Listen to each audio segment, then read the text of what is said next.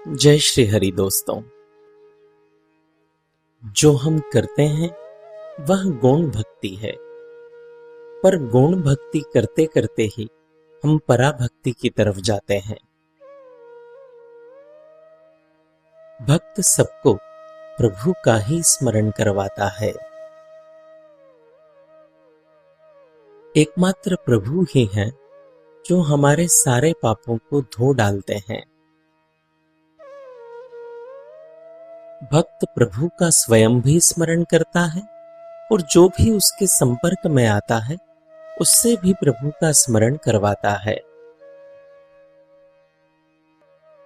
भक्त के हृदय में प्रभु प्रेम की बाढ़ आ जाती है और यही जीवन का सच्चा परमानंद है।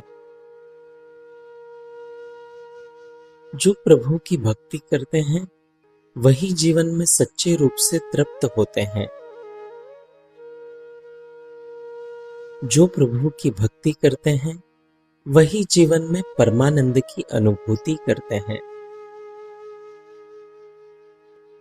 प्रभु के स्मरण में और प्रभु के सानिध्य में प्राप्त होने वाला परमानंद अलौकिक होता है और उसके सामने संसार का सुख बहुत गौण होता है। भक्ति हमारे हृदय को तृप्त करने का सबसे उत्तम साधन है, क्योंकि परिपूर्ण तृप्ति केवल और केवल भक्ति से ही संभव होती है। जिसका मन प्रभु में लीन हो गया उसको संसार में सबसे बड़ी तृप्ति प्राप्त हो जाती है।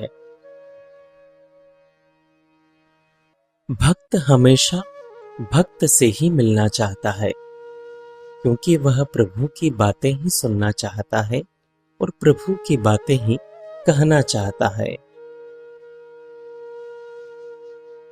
प्रभु के साथ भक्ति द्वारा एक रूप होना ही जीवन की सच्ची मौज है। पराभक्ति की अवस्था में आंखें बंद करने पर भी प्रभु दिखते हैं, आंखें खोलने पर भी प्रभु दिखते हैं और संसार में सभी तरफ प्रभु ही दिखते हैं।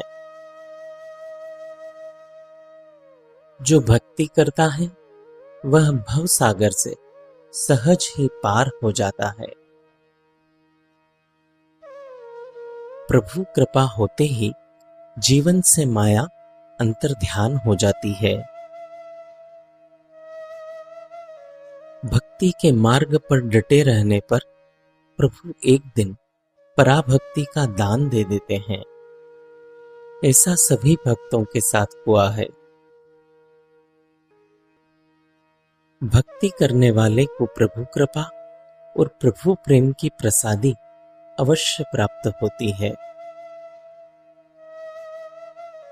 माया प्रभु से डरती है, इसलिए प्रभु की भक्ति करने वाले को माया कभी नहीं डराती। प्रभु के सानिध्य में जाते ही माया का प्रभाव नष्ट हो जाता है। प्रभु का बनकर ही जीवन को जीना चाहिए। अगर आप नित्य अपने मोबाइल पर भक्ति संबंधित विचारों को पढ़ना चाहते हैं तो स्क्रीन पर दिखाए जा रहे नंबर पर श्री हरि लिखकर हमें व्हाट्सएप कर दीजिए। जय श्री हरि।